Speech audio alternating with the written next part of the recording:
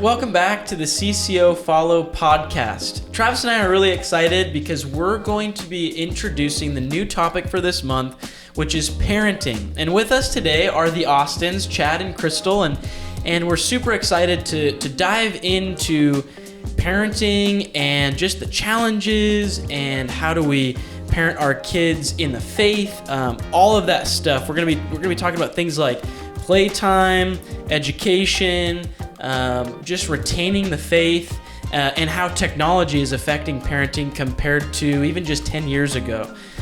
So we're really excited, and just kind of throwing it out there, get started. Travis, why don't you talk to me a little bit about why is parenting the focus of this month? Well, obviously parenting is involved in so much of what a lot of our body does. I mean, a lot of us are parents, but even those of us who aren't parents, we see in the Bible this communal aspect of parenting.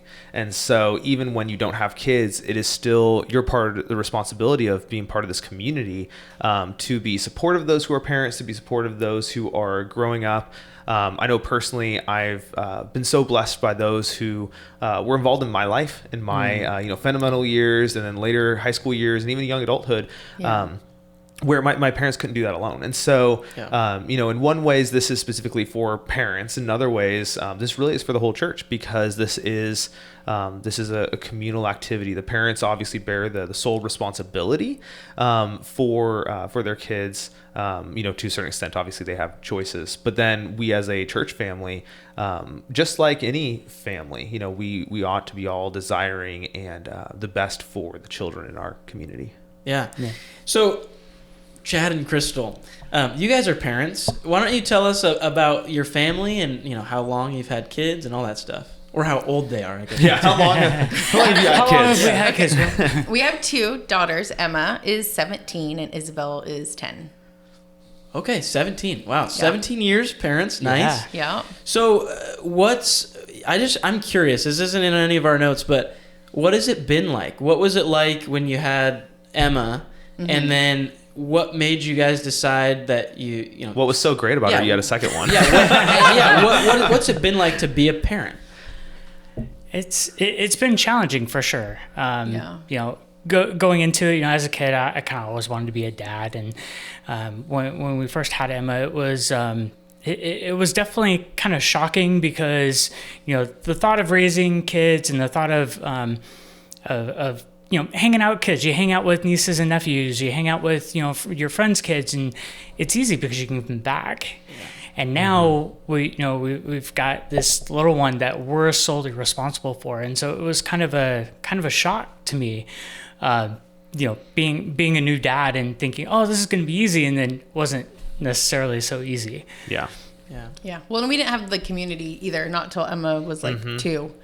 Yeah. And so we finally found a church in Las Vegas that we really connected with, and it was a small Calvary chapel, and so they just loved on us and poured into us, and that was amazing. Yeah. Which away from family, right? At that time? We were away from family. We saw them maybe once a year, and because it was a tourist destination, it was also, they were here for vacation and to see us, and I always thought like they were here to see us, and then I was disappointed when we didn't get to see them as much, and then later I realized they were on vacation, and then they just got to see us too. No, that can be hard, but that I think emphasizes even more that role, especially in I mean, we're talking about parenting in 2023. I mean, when one of the factors wasn't even our layout, is I think oftentimes missed, is that how many families are raising kids away from family. That was the first 4 years of our son's life was away from family.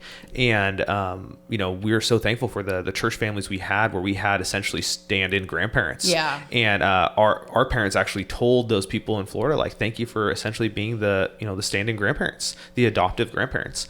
And, having this multi-generational community that we have inside the church, is just so valuable, especially in today's day and age, where there's so many families that for one reason or another are raising kids away from their biological family. Like, the church was always important, always necessary. We see that throughout scripture, but all the more so when you don't even have a built-in nearby family. Yeah. And kind of just talking a little bit about that, the differences in just, nowadays we are so separated, but nowadays there's also a plethora of different things. I'm not a parent myself yet, and so this is really cool for me to learn from you guys. But I'm curious, at least when I was a kid, and I'm kind of skipping ahead here, but when I was a kid, my parents, they just let me just run outside in the neighborhood, do all that stuff. I was lucky enough that I got to live next to my best friend. Mm-hmm. And so all summer long, I maybe was in my home just to sleep, and then the rest I was just out doing stuff. Yeah. Nowadays, I feel like with people living more in the cities and all this different kind of stuff happening, what's it like? How do we, like, what's playtime like when you have like a young kid, especially for you, Travis, you're at that age right now. How do we parent well and give that freedom, but also keep them safe and protected? You start putting air tags on them. We recently did that.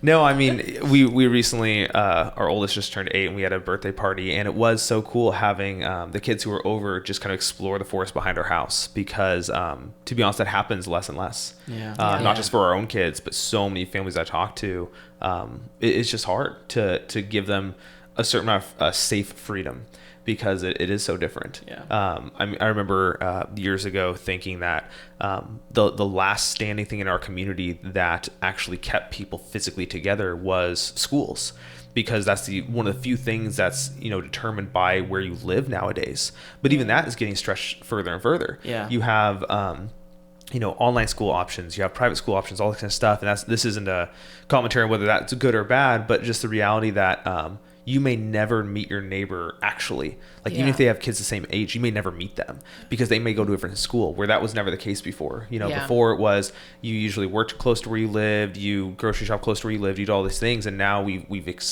kind of spread out to where even your neighbors, you may actually legitimately never have an interaction with them, even if you have kids the same age. And that's just, I think it's kind of a result of all those things, where we no longer have those kind of safe, go play outside, or the, natural communal aspects when raising kids.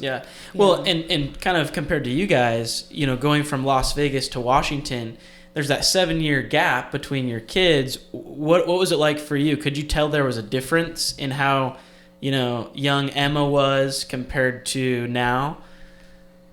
I think a lot of it is, nowadays I feel like we have to advocate for our kids for that playtime. Before, even in Emma's case, when she was younger, she had kids that lived around us that she could kind of interact with. And now with so much technology and so much kind of indoor activity, we actually have to go out and interact with the parents and say, hey, let's get together, let's the kids want to play, and kind of do that for them.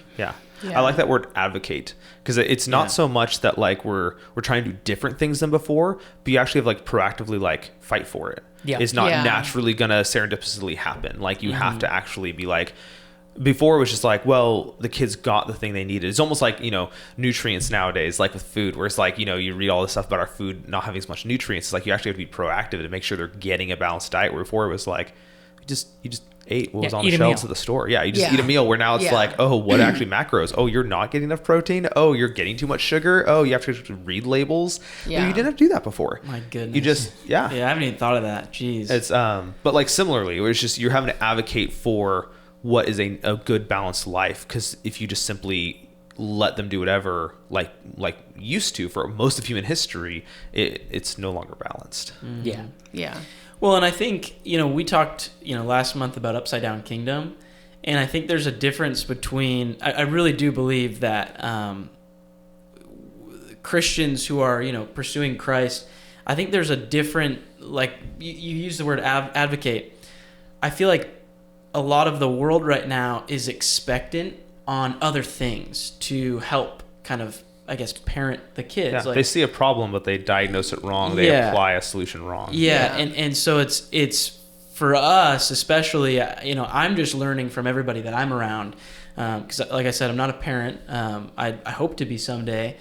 And I'm just kind of learning, and I'm identifying that it's really not the case where, I can't just rely on my school anymore to teach my kid what I should be also parenting and teaching in them. And that's not to say, we're only going to homeschool, or, that's not to say that at all, but how, like, talking about education, how did you guys have your kids educated, and how do you also educate as a parent in this world that we live in right now with so many different things that really are being missed by the education system? Well, Emma started homeschool for kindergarten and first grade, and then I got pregnant with Isabel in first grade, and that was really hard on the both of us. Emma was more kind of the student. She just wanted me to tell her the answers, and I was like, no, you got to figure it out, for yourself. And I mean, I would help her, I would give her resources, but she still kind of just thought like, oh, mommy's just gonna tell me the answers, and it's like, no.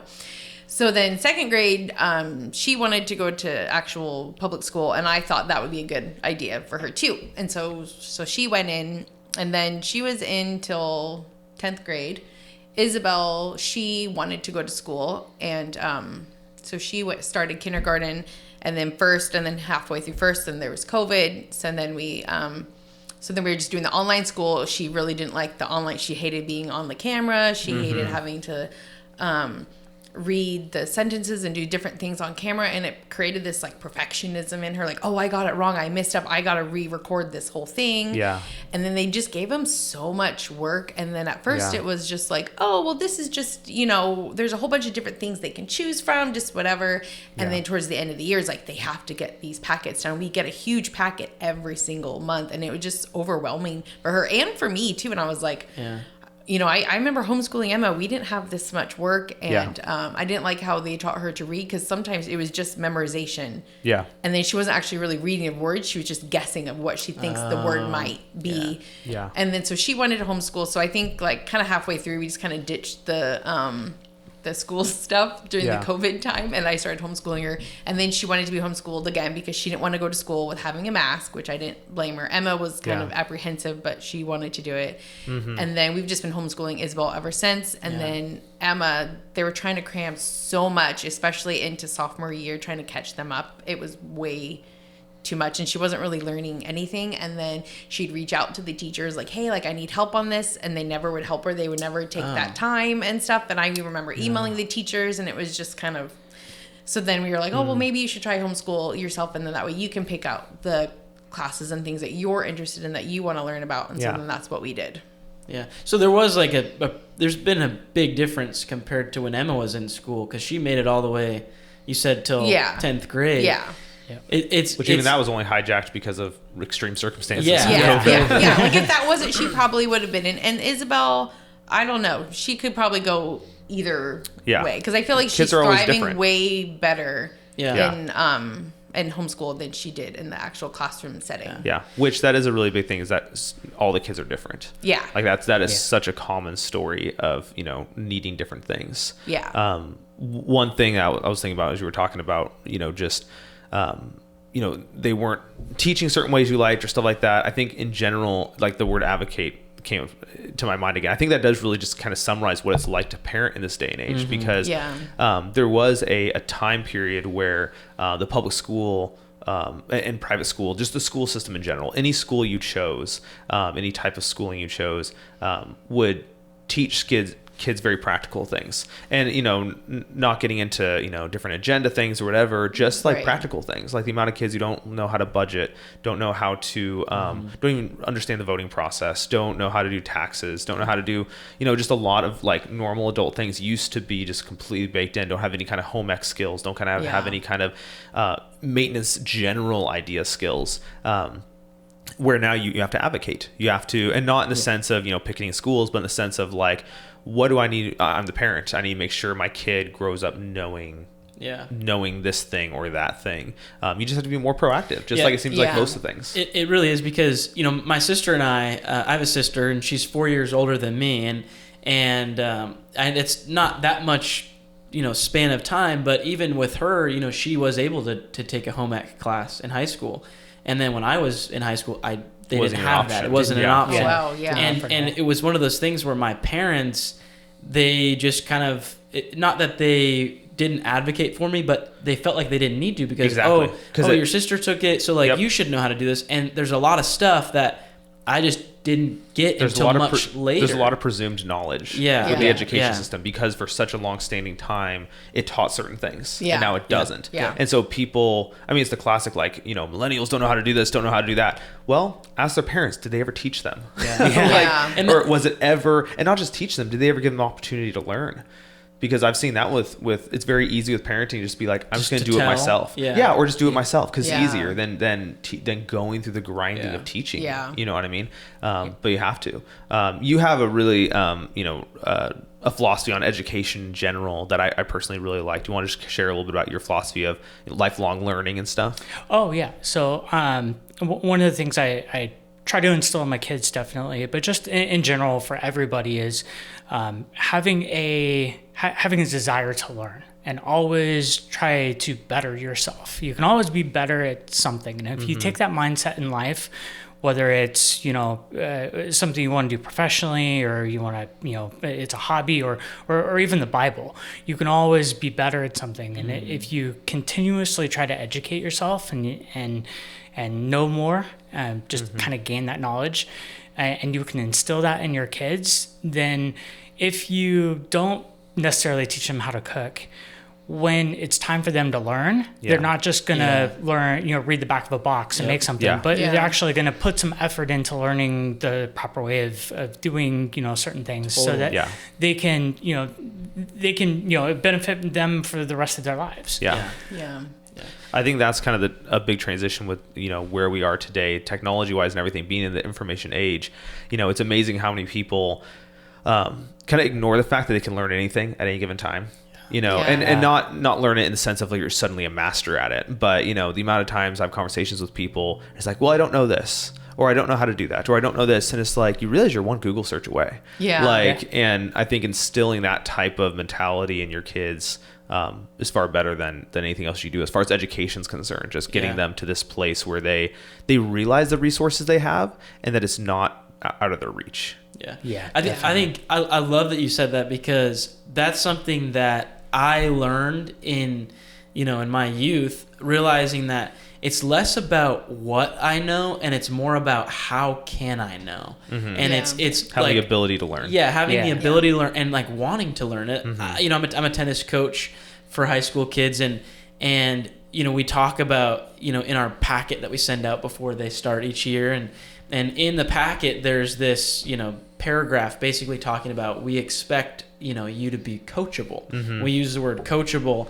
and basically and basically that means that those, like, we want our students to come with the expectation that they have stuff to learn, and with the desire to learn that and to listen to the coaches, and so I kind of attribute that with when I was going through high school, I had a really great teacher, Miss Young. You had a really great tennis coach? And I had a great tennis coach, Tom Alonji. But was he really? Yeah. And so here's my PE coach. Nice. Okay. Yeah. Tom, like middle we're school, learning. like a little bit in middle school, he was like a sub. And he's then old, isn't he? We should have an episode about. We should have an episode about Tom. You're old, man. You're not that old, Tom. We should have an episode about him just going through his life and history. Yeah. He wouldn't even know. Maybe we will. He wouldn't even know. That'd be fun. Anyways, I had a really good teacher, Miss Young, in high school, and she taught me the value of critical thinking. And what that actually does is, you might not ace the test because it's a memorization test, but you can know the content and you can know how you can learn those skills and learn those things. And so I think that's really key. And then Travis, you mentioned, you're one Google search away. Okay. Or DuckDuckGo. But let me pose this to you. One Google search away, but what's right on Google? With technology now, we have access to all this knowledge and information, but what's right and what's wrong? How do you discern that? Well, and I think that's one of the skills that you have to teach them, is not just this open willingness to learn anything, but this, this critical thinking skill set. Just like how back in the day, you had to be taught how to go through a dictionary. You had to be taught how to go through an encyclopedia. Same thing. You have to be taught how to distinguish truth from lies. And, we didn't prepare for this, but I'm trying to remember what exactly it is. But I have basically 3 criteria that I encourage people in. It's like, what's their character? The person telling you this, what's their potential motive? Like, do they have some kind of incentive to lie to you? You know, you see this especially in health and wellness. Like, all you have to do is you see, you know, oh, this study came out with this. Oh, who paid for the study? Like, do they have incentive for it to be skewed? I'm blanking on the third one, but essentially learning how to have a critical eye in information, and being able not to be critical, but to think critically, and you know, being willing to learn that there might be something to be learned from something that you even disagree with, or has it, you know, you and I were talking a while ago, it's actually insane. There was a study done just, I want to say it was a year ago, where they had people do some basic math, like, you know, like multiplication, some division, and just like, like, you know, these numbers plus these numbers, just to test their baseline, make sure they were capable of doing some of these basic math. But then they would tie the math to story problems specifically regarding political views that they agreed with and political views they didn't. And whether or not the stats were correct, they were just seeing, okay, can they still do this math? And majority of people could not do the math when it promoted a political ideology they didn't like. And like they literally like, oh, I can't do this math problem. Like, not like refusing to, but incapable of. And, you know, being able to be more open than that, being willing to think critically in any circumstance is, I think, a skill just like any other. That we as parents need to teach our kids. And that's something I try to teach both my girls as well is, you know, everyone's allowed to have an opinion, but when challenged, you need to be able to defend that opinion. You need to be able to explain to me why you think that this is right. And so, you know, not just taking people's word for things, but actually doing the research, understanding different points of view so that you can come to a conclusion. And then when somebody, you know, challenges that, you're able to defend it and not just kind of, you know, say, oh, I don't know, and kind of go off. And, you know, like logical fallacies and things like that are good foundation stepping stones for thinking critically, because you can start seeing contradictions in people's logic. You're more likely to catch, you know, when someone has negative incentive or things like that. A really great book is Mama Bear Apologetics, which has a terrible title if you're a guy, because even throughout the book, it's clearly written for moms. But I think any parent honestly should read that. Mama Bear Apologetics is a great book. Kind of walks through a lot of those. It walks through specific issues, but more importantly, it walks through how to think critically about stuff. Another one, we had Sean McDowell this last fall, a year ago, speaking, and he's written some books on this topic. There's this one I read recently called "So the Next Generation Will Know." That one's really good as far as just how do we pass on our faith in a way where they learn that our faith is not just like this blind faith, but they learn that it's like one you can think critically about, and he talks about how to think critically and stuff like that. But he has some other books about logic and thinking critically and stuff like that. And I think that's just a skill set that kind of goes hand in hand with education. You can't learn if you just digest lies. You have to be able to learn how to discern. And I definitely think, you know, technology isn't all, it's not all bad. There's value to it. And I think to myself, because what we're talking about is this idea that we're trying to teach and instill this critical thinking in our children and even in ourselves. But I don't think that was necessarily 100% of the case. You know, even just 15 years ago, there wasn't that sense that you needed to, because like you were talking about the dictionary. Well, I just trust Webster's definitions are the definitions. And, you know, there's so many things like that back then where it's like you just trust, you know, you learn the knowledge. It was this more memorization of the knowledge. Whether that was true or not, you know, I guess we're seeing now. But now it's like, because of this influx of all this information, now we have to. And I think that's actually a good thing, because now it's not to say, I'm not saying it's good to distrust everything. But it's good to have those skills to critically think and to develop that passionate answer of like, why do you answer this way? You know, you have, if there's no reason for it, then what, you know, that's not the right way to go about it. That, you know, if you have this knowledge about everything, you're going to go deep and figure out what you believe and why you believe it. And so that kind of makes me think about the one thing that I don't think we can trust anyone with some rain there. Very few people we can trust with, teaching our kids and parenting them in the faith. And so what has that been like? I'm curious to know for you guys, what has it been like to help parent your children in what it means to know and love Jesus? It's kind of an on-the-spot question. Do they know and love Jesus? No. Yeah.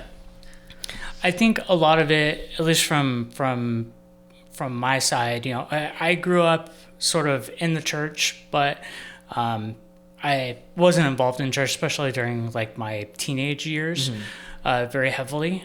But what was instilled to me early on was the faith, and keeping that faith and going through kind of not being associated with it for a period of my time, but knowing that, I was, like I didn't lose belief. It wasn't, I'm going to turn away from God completely. It was more, church is kind of boring. I'm going to do something else. Just a backseat, not like a, Yeah. And so going through that myself, I think it helps me understand what, okay, what are some of the things that could have been better in my life? And then taking that and kind of applying it to, what we're equipping our children with. Things like VeggieTales starting out. I mean, I know it's, just a silly thing, but I learned quite a bit. I mean, I'd been going to church from 3 years old to, and into my teenage years, and watching VeggieTales, it like educated me on parts of the Bible I didn't even know existed. Even though I'm sure I went through it in Sunday school, it was a different format, easy to digest. And so, giving that to our kids initially, help, build up their knowledge in ways that I didn't have. I'm sure you didn't have either. No, I have VeggieTales. Well, I mean, but did you have VeggieTales when you were 8? Not when I was 8. More, I think, when they came out in 93. Sure. So we were what, 13? You're gonna age yourself. I don't even know. Yeah, I don't even know. Okay. Well, all right, just showing. You were 3 at 95. I was sort of kind of like Chad. Like I went to church early on, and then my parents stopped going. Probably when I was 8 or 9, I think. And then I met my best friend in 6th grade, and then she brought me to Calvary. Oh. And then when we were at the Capitol High School, and then her and her mom were serving doing the toddlers. So then I just joined in. So then I got involved serving that way. So that's why I knew about VeggieTales, because we did the toddlers. Yeah. And then I went. So I was in church for my high school years, which I'm very thankful for. And then growing up, kind of moved away. I didn't really find the right church for me because I just compared. And going back, I wish I wouldn't have, realizing that every church is different. Pastors are going to teach different. People are going to be different. And so I didn't really have a church home till Emma was 2. We finally found a place where like, this is home. We feel God is calling us to be here. Yeah. And then right away we got plugged in and everything like that. And so... Yeah, so I would just, like, and I always had the faith, but like it was kind of just put on the back burner. Like I know what we should do and stuff, and then, So what has it been like? You mentioned VeggieTales, and I'll just throw this out there. I know I've mentioned this before on the podcast, but Bible Man. If you're a parent right now, and you have a kid from 2 to 18, 22. Bible Man is the best. I would still watch Bible Man.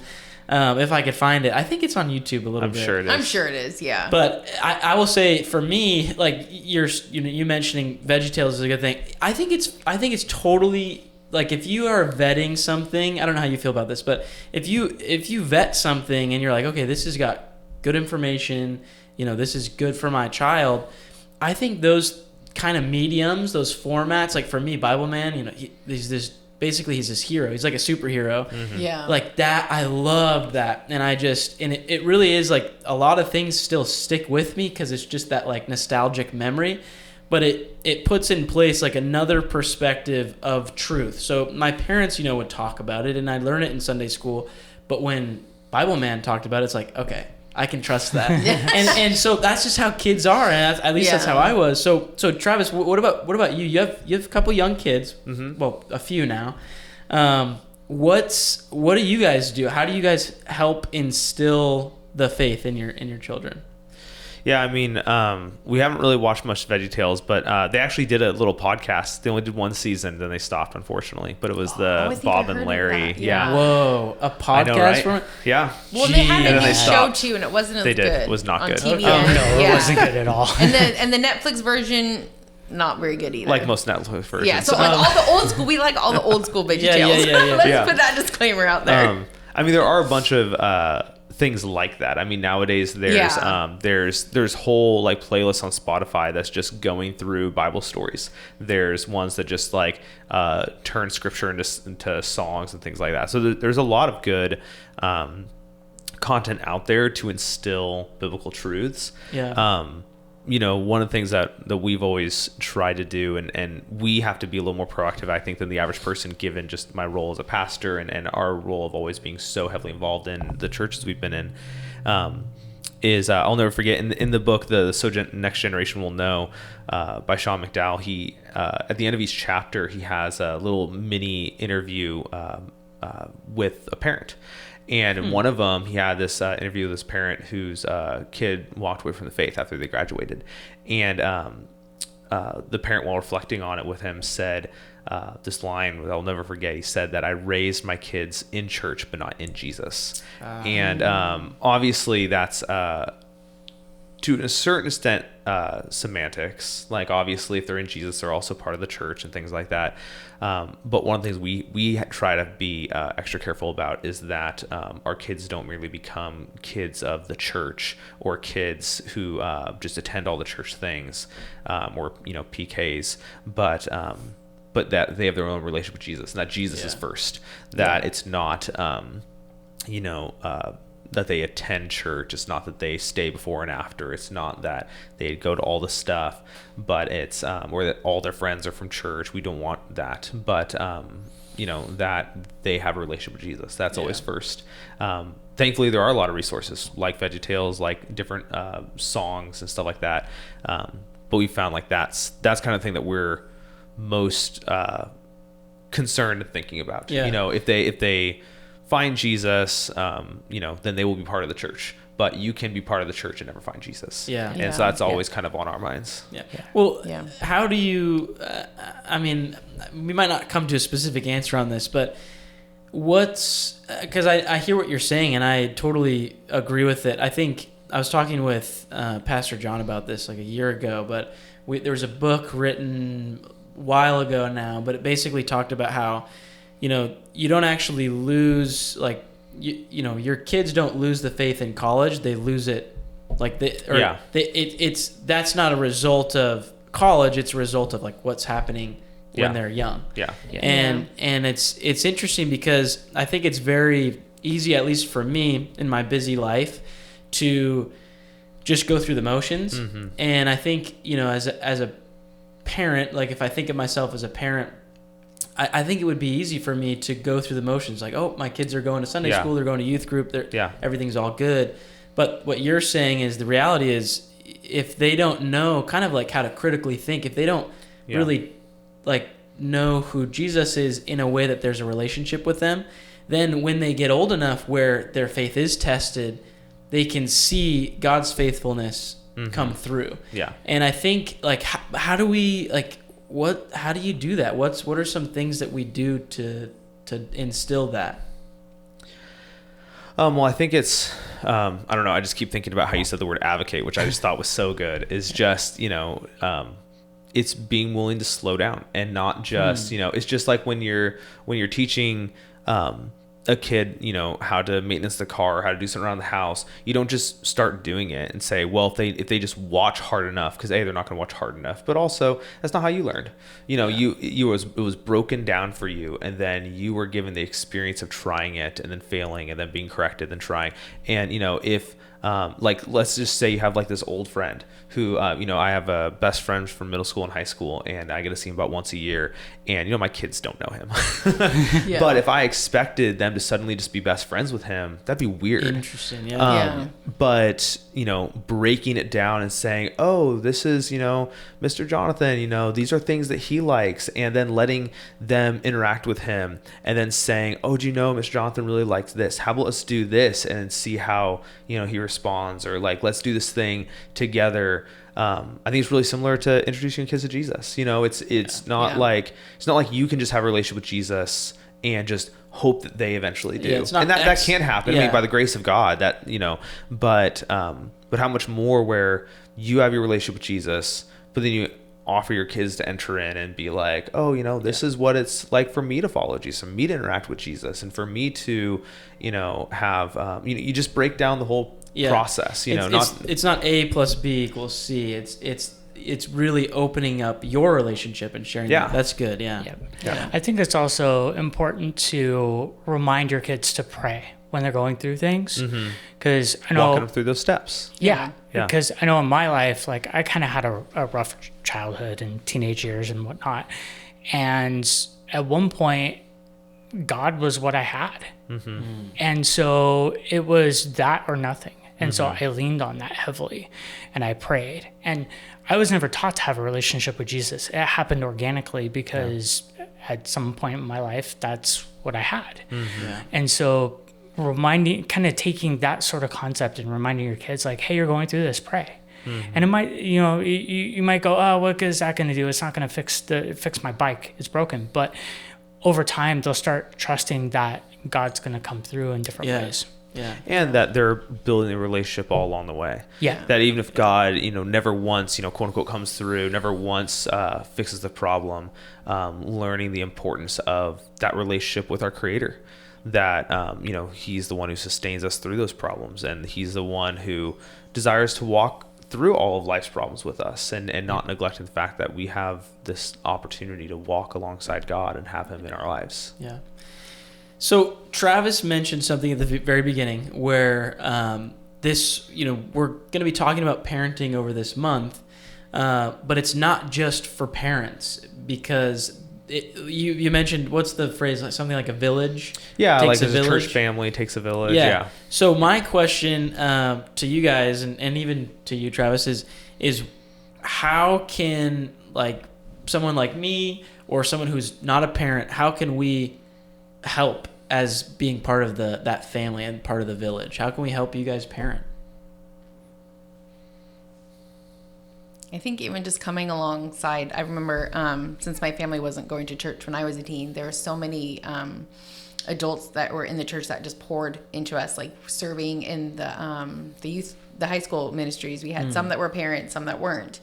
And then a lot of my friends, some of my friends' moms, that they were Christians, and they kind of took me under their wing. Like, I called my best friend's mom, like, my second mom, and I even called Jenny Johnson my second mom, because she poured into us. And so that was just like, I just love those relationships that I had, and I've learned and grown so much just by them, just the church pouring into us and not just leaving it up to my parents. Because if it was up to my parents, I wouldn't have had that, because it was just me going to church. It wasn't my family. And then I would bring it home, and like, my brother had a Bible, my youngest brother. And so I would read to him every night, and I would read to him the Bible. And so that's also why we have Isabel, was like that big gap, because my brother was living with us, and then he had passed away, and Emma was like, our family's not complete anymore. Because before she thought, 4 people, that makes a complete family. And then she's like, our family isn't complete. And then so I was like, we can pray and ask God for you to have a sibling, because we thought we were done. We thought like we were just gonna have the one. He wanted 10 kids, I wanted 5. And I was like, okay, I'll at least do 5. But because I grew, there's a lot of families that had big families here. So 5 wasn't too crazy. 10, I was like, pretty normal. Whoa, that's a lot. So I was like, okay, I'll say 5. And then we just had the one, and then we had Isabel, and then she's like, now our family is, it's complete. Yeah. I don't remember where I was going with that. No, that was good. That's a good answer. But so just come alongside, no matter what, just invest in the kids, you know. Yeah. It's kind of funny because it's just God, like, working in me. this past month and stuff. But I think about I've been Humble thinking brag. I've been thinking a lot about I've been thinking a lot about just my role as when I serve. And I was helping out with a memorial service just a few weeks ago, and God really was pushing on my heart. He was saying, he was like, yeah, you might not want to be here. You might not want to give up your time right now, but I have you here because like you have the opportunity to give this family the best possible memory. Yeah. And it was like, wow. It was like, yeah, and that's how it is. You know, that when we serve, that should be the motivation. Is like we have this opportunity to give what, you know, God has us here because we're giving something for somebody else, and it's not like, oh, I'm doing this because it's the right thing to do. It's like, no, I'm doing this because I want to, you know, put my efforts for somebody else. And I just, you mentioning that, like serving in the church, like there's so many places, even if you're serving, you know, whether it's the welcome team or even the counting team, just whatever it is, you're actually doing it for somebody else. And I just think there's so much value if we, as, you know, non-parents, are going up to, you know, if you know your children are coming around me and they're hanging around me, it's like I have a responsibility then to say, you know what, I'm gonna come alongside them, and, you know, I'm gonna interact with them in whatever way is best for that situation. But it's because I'm trying to give up what I can offer that maybe the parents can at that moment, you know, whether that's, you know, being in high school and giving a little word about my life, and that, you know, I don't know. It's really cool to see that. Yeah. So I appreciate you saying that. Thank you. Yeah. We have a full month of talking about specific age groups, but just generally thinking about how people can be supportive of both parents and kids, just in the idea of being in 2023. I think the best thing you can do for parents is simply be encouraging. You know, we didn't even get to in this episode, maybe we should have an after dark episode about technology, but like, but you know, parents are struggling for the first time ever with technology addiction with elementary school students.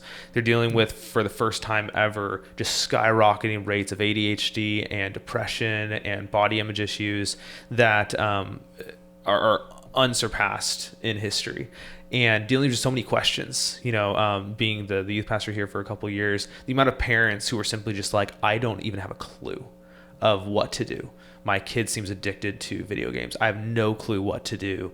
They seem just apathetic towards everything. I've and just so many unknowns. And parenting has always been hard. That's just reality. I've always said that, you know, marriage is easy, parenting's hard. Like, you know, and obviously life can be hard, marriage can be hard, but raising kids is so much harder than any other aspect of life, in my opinion. And the amount of encouragement parents need in just knowing they're not absolute failures, and just knowing that, like, this is hard, this will pass, and that, you know, just be encouraging. Because I've also met people who are just so disparaging of parents, and it's just like, you have no idea how hard it is for them right now.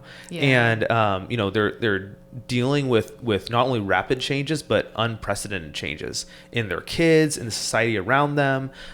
We should not be in an age where people are tearing down because of your decisions regarding education or vaccination or other things, because it's just, it's not helpful. There's so much anger being thrown around by parents and to parents, just about raising their kids. And I think in this day and age, we need to be encouraging, especially because it's just a hard thing, and there's so many unknowns. And as far as kids, I mean, similarly, we were talking about like education. I think just coming alongside, like you were saying, but even coming alongside in practical ways. Like, you know, I didn't grow up learning anything about car maintenance, anything about home maintenance, nothing. And so I'm trying to figure out everything now. But the amount of people who have come alongside of us and not just taught me, but also was willing to like teach my kids a little bit, and have them have an interaction of them learning as well as, you know, daddy learning, and like, you know, being willing to you know, take kids aside and, you know, obviously with parent permission, but like, you know, to be willing to step in, not only in grandfatherly role, like we were talking about when you don't have family around, but even like a skill set role is like, oh, I know how to do this. Why don't, come over? Totally. The amount of stories I've heard in the past of kids learning entirely different skill sets than their parents had, and it was interests that they had that their parents really couldn't help with. They could, maybe finance it or maybe be like, yeah, we want to be encouraging, but we don't have a clue. It's been so cool, and parents have come to me and been like, my kid wants to learn an instrument. They're interested in this, but I don't have a clue. Like, what do I do? Yeah. And, just being able to be like, oh, buy this, have them learn on YouTube from this person. Or like, you know what I mean? Like, going to someone else who has the skill set and coming around this next generation. Because skill sets are becoming more and more, most people aren't generalists. Yep. And so usually if your kid has a different interest than you usually have zero information about that thing. Yeah. And so even just coming along kids and parents this day and age and just, in that aspect of things, I think is really valuable. So parenting, summarizing it up, it's a community thing. Yeah. Right? It really does. It takes a village. Yeah, it takes a village. It's a community thing. I am so thankful for you guys coming on and being willing to talk a little bit about your parenting and your stories. And Travis, I really appreciate what you said. It really isn't. I think that's really important. It's like, let's not judge one another's parenting. Mm-hmm. It's easy to do, but there's so many things going on. Let's see what we can do to help. And I really appreciate you saying that. So thank you everyone for listening and joining us. This is something that we're going to be talking about for the next few weeks. Like Travis was saying, we have a plan to kind of break it up through the ages, and we're going to have a couple more guests on it. I think it's going to be really exciting. So we're really excited to get going with that. So thank you again for watching and viewing, and please comment, let us know what you think about this. Please don't hurt my feelings, but let us know what you think about it. And honestly, keep having this conversation. Totally. One of the reasons I was so excited to have the Austins on, we're excited about some of the people we have on the rest of this month, is we actually had a conversation about parenting, the Austins and I, just after our worship practice one night for like 3 or 4 hours. And a lot of people we've had on, I've personally talked to, partially because my role with high school for a while, and also just the fact I am a parent. Parents tend to talk, but these are such good conversations to be having. And so I encourage you, don't just listen to this, but talk about it. Talk about these kind of issues. Talk about raising your kids with other people in the body, and let's all grow in this together. Yeah. So thanks guys for coming on. Thank you for listening and watching, and we'll see you next time. So God bless.